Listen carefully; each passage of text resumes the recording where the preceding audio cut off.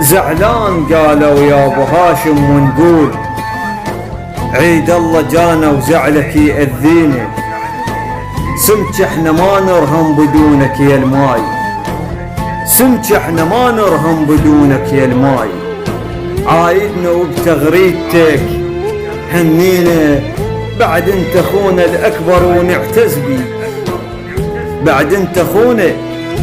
الاكبر ونعتز بيك، والاخ الزين يطيح لنا الشيعة، والاخ الزين يطيح لنا الشيعة.